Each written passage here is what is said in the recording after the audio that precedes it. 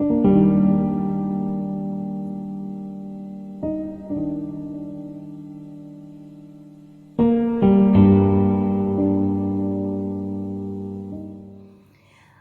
दोस्तों, नमस्कार। मैं अनीता कौशिक कहानी खजाना में आप सबका स्वागत करती हूँ।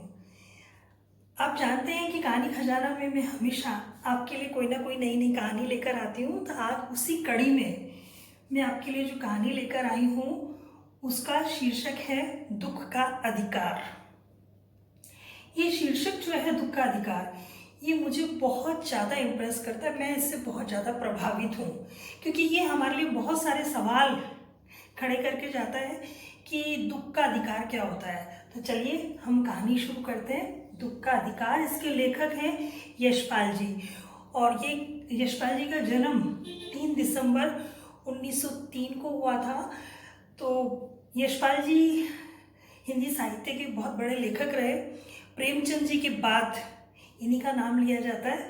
तो चलिए हम कहानी शुरू करते हैं। दुख का अधिकार।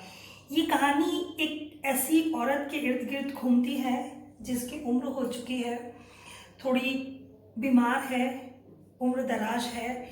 घर में उसका एक जवान बेटा है, बहू है और पोता पोती है। बेटा जो है खेतों में जाता है, खरबूजे तोड़कर लाता है, उन्हें बाजार में बेचता है और जो कुछ मिलता है उससे ये छोटा सा परिवार अपने जीवन यापन करते हैं। एक दिन अचानक सुबह सुबह बेटा जब खरबूजे तोड़ने के लिए खेतों में जाता है तो वहाँ एक सांप के डसने से एक सांप उसे डस लेता है और उसकी मृत्यु हो जाती है। लेकिन माँ को विश्वास ही नहीं होता है कि उनका बेटा इस दुनिया से चला गया है। इसके लिए वो घर में जो भी सामान है, आटा है, गेहूँ है, चावल है, चीनी है या कोई भूसा पड़ा हुआ है, वो सब कभी ओझा को बुला के ला रही है, कभी तांत्रिक को बुला के ला रही है और उसका इलाज कराती है। लेकिन कुदरत को कुछ और ही मंजूर है। वो बेटा बच नहीं पाता और उसकी मृत्यु हो जाती है। घर में जो कुछ था उसके इलाज में वो माँ खर्च कर देती है। यहाँ पर यशपाल जी ने बहुत अच्छी पंक्ति में एक बात लिखी है जो कि दिल को छूती है। यहाँ पर उन्होंने लिखा है कि इंसान जीते जी तो नंगा रह सकता है, लेकिन मरणोपरांत उसे नंगा विदा नहीं किया जा सकता। और उस बूढ़ी माँ के पास एक बहुत बड़ी समस्या है अपने बेटे को विदा करने की। वो कैसे विदा करे? उसके पास जो कुछ था वो तो उसने उसके इलाज में लगा दिया। अब उसके पास कुछ भी ऐसा नहीं है कि वो अपने बेटे को विदा कर सके। वो मोहल्ले में जाती है, लोगों के आगे हाथ जोड़ती है, भीख मांगती है कि मुझे कुछ पैसे उधार दे दो, लेकिन उसे कोई उधार नहीं देता। क्यों नहीं देता? क्योंकि लोगों को लगता है कि इसके घर में कमाने वाला एक ही बेटा था और अब इस दुनिया में नहीं है, तो ये उस उधार को चुकाएगी कहाँ से? उसे कोई नहीं देता। बुढ़िया परेशान हो जाती है, लेकिन उसके हाथ में एक कंगन होता है जिसे वो बेचती है और बजाज के यहाँ से नया कफन खरीद के लाती है और उसे विदा कर देती है। कितने दिल पर पत्थर रखकर वो अपने बेटे को विदा करती है। रोना चाहती है, तड़पना चाहती है, लेकिन जब अपनी बहू का मुंह देखती है, अपने पोता पोती का मुंह देखती है तो वो आंसू पीकर रह जाती है। थोड़ी देर बाद बच्चे नादान होते हैं, वो समझते नहीं और भूख तो भूख ही होती है। थोड़ी देर में बच्चे भूख से बिलखने लगते हैं। बूढ़ी अम्मा के पास कुछ भी नहीं होता कि वो बच्चों को खाने के लिए कुछ दे। जो बेटा सुबह खरबूजे तोड़कर लाया होता है उन्हीं को फोड़ फाड़ के वो अपने पोता पोती को खिलाती है। थोड़ी देर बाद वो देखती है कि जो बहू है उसका बदन बुखार से तप रहा है। अब वो ओझा को बुलाए, तांत्रिक को बुलाए, वैद्य को बुलाए, लेकिन उसके पास पैसे नहीं हैं बिल्कुल भी देने के लिए कि वो किसी को देकर अपनी बहू का इलाज करा सके, उसके लिए कोई दवाई ला सके। अब वो माँ जिसके बेटे की मृत्यु हो गई है, एक दिन गुजरा है, उसको समझ में नहीं आता वो क्या करे, कहाँ से पैसा लाए, कोई उधार देने को तैयार नहीं है, वो क्या करे। वो खरबूजे जिनको तोड़ते वक्त उसके बेटे को मृत्यु प्राप्त हो गई थी, वो उनको इकट्ठा करती है, एक डलिया में डालती है और बाजार में बेचने के लिए चल देती है। जैसे ही वो बाजार में जाती है, दुकान वाले, समाज, रीति रिवाज, ये सब वहाँ आड़े आ जाते हैं। एक दुकान वाला उसे देखकर कहता है, बेशरम, बेहया, शर्म नहीं आती।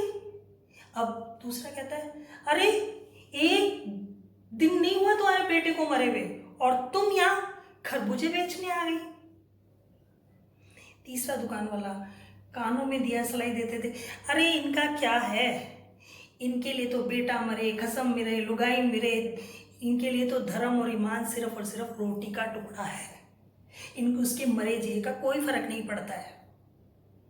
चौथा कहता है, अरे तुम्हें अपने धर्म ईमान की चिंता नहीं है, लेकिन हमारी तो चिंता करते हैं, हमारा तो धर्म ईमान है, आपके घर में सूतक है और अभी कोई आपके हाथ का छुआ खरबूजा खाएगा तो उसके धर्म ईमान का क्या।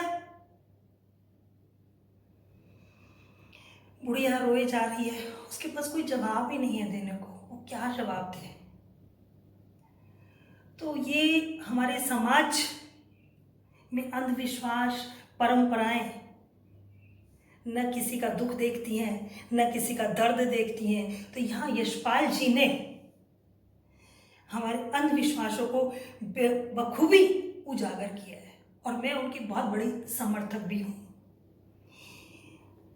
कोई बुढ़िया को कुछ खाने को नहीं देता है, न वो बेचारी रोती रोती है, न कोई उससे खरबूजा खरीदता है, जैसे तैसे उधर सुबह से शाम हो जाती है, रोती रहती है, भूखी प्यासी, डलिया उठा के वापस घर चली जाती है।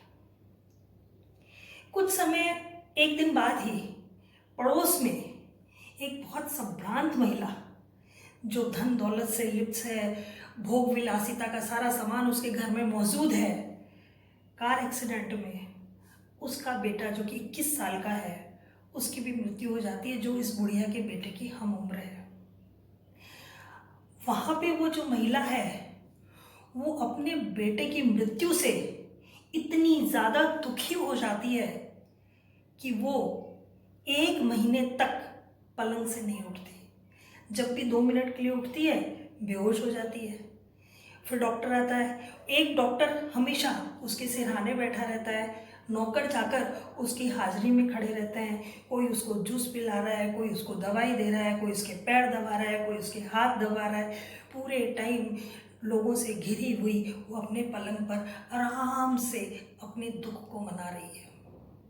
तो क्या, एक सवाल हमारे सामने है, क्या वो बुढ़िया भी इस तरह दुख मना सकती थी? क्या उसका दुख इस महिला के दुख से कम था? नहीं ना। ये कहानी हमें बहुत सारी चीज़ों से अवगत कराती है। ये जो परंपराएं, ये झूठी आन बान शान, ये सब सिर्फ एक ढकोसले हैं। असली है मानवता, मनुष्य के दुख व दर्द। समाज में फैली इन विसंगतियों को दूर करने के लिए यशपाल जी ने बहुत सारी कहानियाँ लिखी हैं, उसमें से मैंने आज आपको एक ही कहानी बताई है। और यहाँ पे एक मैसेज हमें मिलता है कि दुख मनाने का भी अधिकार होना चाहिए और दुख मनाने के लिए सुविधा और सहूलियत का भी होना अनिवार्य है। ये कहानी यहीं ख़त्म होती है। Thank you.